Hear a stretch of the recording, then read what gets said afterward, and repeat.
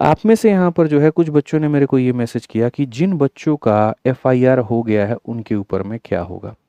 ये सवाल सभी लोगों का आया और बड़ा जेन्युइन आया कि जिन बच्चों के ऊपर में प्रोटेस्ट में एफआईआर हो गया है उनके ऊपर में क्या होगा। जी आपने तो बुला करके उनके ऊपर में एफआईआर करवा दिया।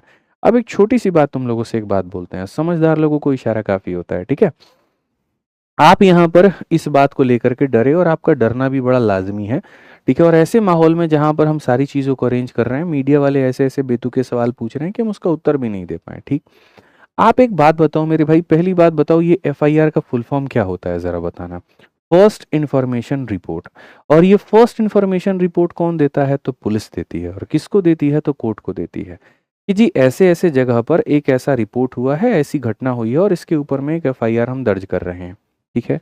आप एक बात बताइए, एक जगह है ऐसा रामलीला ग्राउंड मेरे भाई, जो सदियों सदियों से सिर्फ और सिर्फ एक चीज के लिए बना है और वो है यहाँ पर धरने के लिए, कि आप यहाँ पर आएंगे, आप यहाँ प्रोटेस्ट करेंगे और उसके बाद में आप वहां पर चले जाएंगे, ठीक है। कुछ बच्चे यहाँ पर बस 5 बजे का जो समय है वहां उतने बजे तक नहीं रुक करके थोड़ा लेट तक रुकते हैं, और 4-5 बच्चे 10 बच्चे ऐसे होते हैं जिन पे एफआईआर हो जाती है। तो मेरे भाई एक बात बताओ, एफआईआर में तो धारा तो पुलिस चाहे जितनी मर्जी भी लगा ले, लेकिन क्या पुलिस के धारा लगाने से तुम यहाँ पर चोर साबित हो जाओगे, तुम यहाँ पर बहुत बड़े गुनहगार साबित हो जाओगे। ये जो एफआईआर होता है ये उठ करके जाता है और कहाँ पर जाता है, कोर्ट में जाता है। और जब कोर्ट के पास में ये एफआईआर जाएगा, ठीक है, तो क्या कोर्ट इस बात को ये नहीं देखेगी कि जो बच्चे हैं जिनके ऊपर में ये एफआईआर हुआ है वो किस नेचर का है। क्या वो सड़क पर उतर करके हंगामा कर रहे थे, क्या वो गाड़ी तोड़ रहे थे, क्या वो पुलिस वाले की वर्दी पकड़ रहे थे, क्या यहाँ पर उनके साथ में उन्होंने हाथापाई की, क्या उनको घसीटा वहां पर, या किसी तरह का उपद्रव मचाया, ऐसा कुछ भी नहीं। क्या वो सरकार से जबरदस्ती की नौकरी मांग रहे थे, ऐसा कुछ भी नहीं।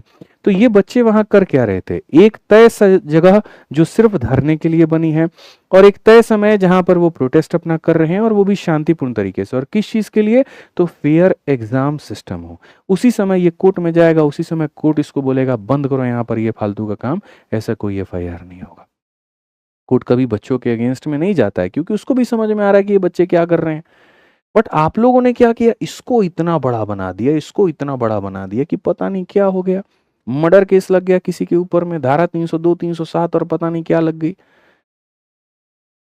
आप अब पढ़े लिखे आदमी हैं यार, आप एक काम करिए, आप छोटी सी चीज है, चलिए और बताते हैं।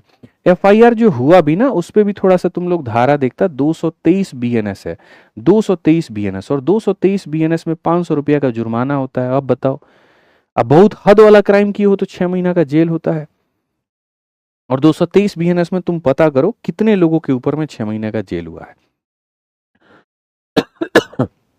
ऐसा अगर हो ना भाई, अपोजिशन कोई रैली नहीं निकालेगा, कोई प्रोटेस्ट नहीं करेगा। अभी कुत्तों वाला जो केस हुआ था, बहुत लोगों के ऊपर में 223 बीएनएस लगा। सुप्रीम कोर्ट ने देखा कि हाँ भाई ठीक है यार, लोग सही चीज के लिए विरोध कर रहे हैं, 2 मिनट में हटा दिया।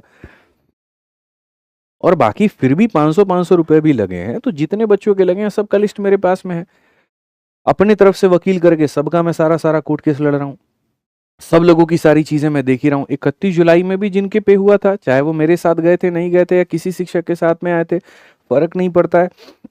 इसमें भी जिनके ऊपर में हुआ था, मेरा खुद का वकील लड़ा है। अभी तक किसी एक स्टूडेंट को किसी भी थाने में जाना नहीं पड़ा है, कोई एक इंक्वायरी एक कांस्टेबल तक ने नहीं की है। हर एक दिन का अपडेट लेता हूं मैं, ठीक है। तो मुझे ज्यादा बोलना अच्छा लगता नहीं है, मुझे लगता है आप अपना काम करते रहिए, बस बेहतर है। कोई एक स्टूडेंट ये नहीं कह सकता, आप पूरे जितने बच्चों में एफआईआर हुआ है उनसे पता कर लीजिए, अलग अलग ग्रुप में आप जुड़े हो, कोई एक भी स्टूडेंट ये नहीं कहता आज हमको फलाने थाने में बुला करके एचआर को डंडा पड़ा है, पुलिस हमको गरिया दिया है, पुलिस हमको फोन भी किया है। एक स्टूडेंट पर एक सिंगल कॉल तक नहीं जा रहा है, किसी के ऊपर में कॉल तक नहीं जा रहा। आप सोचिए, जब हम हैं मेरे भाई तो परेशान क्यों हो रहे हो, किस बात की तुम्हें दिक्कत है। और अगर छोटी छोटी चीजों से तुम ऐसे परेशान होने लगे ना, तो यकीन मानो, काफी लोगों ने परमिशन की भी कही, 5 बजे तक का परमिशन था, तो आपने यहाँ पर क्यों नहीं कहा, आपने तो बच्चों को जो है छोड़ दिया।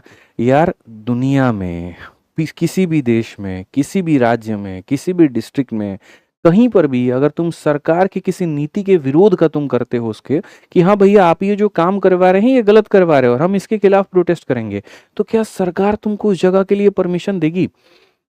क्या सरकार तुमको कभी भी ये बात कहेगी कि नहीं नहीं, हमारी नीतियों का विरोध करने के लिए आइए हम आपको परमिशन देते हैं और जा करके हमारा विरोध करिए?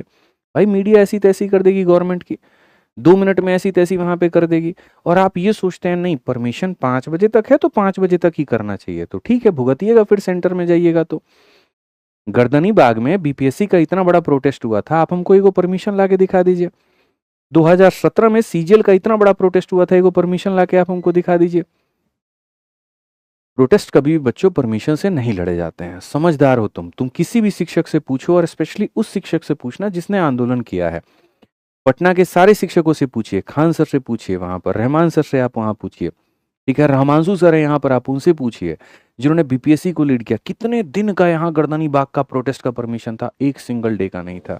लेकिन बच्चे दिन में भी रुकते थे, रात में भी रुकते थे। ठीक है, सरकार कभी भी कहीं पर भी किसी भी देश में, किसी भी राज्य में, किसी भी डिस्ट्रिक्ट में कभी भी आपको अलाउ नहीं करेगी कि आप पूरी तरीके से प्रोटेस्ट करिए, कभी भी नहीं करेगी अपनी नीतियों के खिलाफ। किसान आंदोलन आपका जीता जागता सबूत है। देखो किसानों को यहाँ कितने दिन तक बैठना पड़ा, किसान आंदोलन में कौन सा परमिशन था किसी के पास में? समझा करो यार। देखो मैं बहुत ज्यादा नहीं चाहता हूँ, और भाई जो सारी चीजें अंततः निकल करके आई वो छोटे मोटे मनमुटाव थे, ठीक है भाई, बट मुझे लगता है कि ये दो तीन चीजें तुम्हारे दिमाग में अगर नहीं निकली ना, तो तुम गलत को भी सही मानना शुरू कर दोगे और उस अंधकार में जीना शुरू कर दोगे। ये कभी मत करना, ठीक? कल के दिन अगर तुम्हारे अधिकारों का कहीं पर भी हनन हो रहा हो तो तुम स्वैच्छिक हो अपने देश में। तुम यहाँ पर पाकिस्तान में नहीं बैठे हो, ये सरकार अंग्रेजों की सरकार नहीं है, ये तुम्हारी खुद की सरकार है, तुम्हारा खुद का देश है। तुम वहां स्वतंत्र हो कहीं पर भी शांतिपूर्ण तरीके से बैठ करके अपनी बात को कहने के लिए। तुम्हारी आजादी है, तुम्हारा ये हक है। और वहां पर पुलिस वुलिस कुछ नहीं होती है, कोर्ट जो होता है वो सबसे बड़ा होता है, सर्वोपरि होता है। आज मेरे ऊपर में 10 धारा पुलिस लगा दे, बट पुलिस को ये साबित भी तो करना पड़ेगा ना कोर्ट में जाकर के कि ठीक है भाई, रामलीला में यहाँ पर ये व्यक्ति के ऊपर में 323 लगा दिया, 302 लगा दिया, साबित करके दिखाओ कि हम अटेम्प्ट कर रहे थे, किसी का अटेम्प्ट टू मर्डर कर रहे थे। किसी ने स्वैच्छिक रूप से गिरफ्तारी मांगी, हमने स्वैच्छिक रूप से अपनी गिरफ्तारी दी, डिटेन दिया हमने वहां पर। तो कैसे कोई धारा लगा सकता है? तो इसीलिए मैंने कहा पढ़े लिखे बन करके समझदारों वाली बातें करो, अनपढ़ गंवारों वाली बातें मत किया करो। ये अगर इस गुमराही में जीने लगे ना बच्चों, तो तुम्हारा भविष्य में बहुत नुकसान होगा। अभी तुम बच्चे हो, अभी आगे जाना पड़ेगा। कल के दिन तुम्हारी नौकरी लग जाए, सरकार तुमसे काम करवाए और उसके बाद में तुम्हारी सैलरी ना दे। देखो बिहार में कितना सारा टीचर लोग है, सड़क पर बैठा रहता है, सालों साल बैठा रहता है। तो यहाँ पर उस चीज में जीना मत शुरू किया करो। कभी भी किसी चीज को एक्सेप्टेंस मान करके उसी में जीना अपने आप में एक गलत बात है, वो नहीं होना चाहिए। ठीक है, जो गलत है सो गलत है, हम उसका विरोध करेंगे, सही तरीके से करेंगे और बिल्कुल सरकार तक अपनी बात पहुंचाएंगे। सरकार भी तो हमारी है, और क्यों नहीं सुनेगी हमारी बात? हम बच्चे हैं, उनके क्या दिक्कत है, क्या परेशानी है? हम कौन सा वहां पर मारपीट कर रहे हैं, अगजनी कर रहे हैं, लाठी भाला फेंक रहे हैं किसी के ऊपर में? ठीक है, तो ये आगे से ये 2-3 चीज़ों का डर मत रखना। बाकी तुम लोग अपने अपने अदर टीचर से भी संपर्क करके पूछ सकते हो, जो हमने एफआईआर वाली बात बताई, ठीक है, और बाकी जो है परमिशन वाली बात बताई। बहुत बहुत समझदार लोगों को मेरी बातें समझ में आएंगी अभी।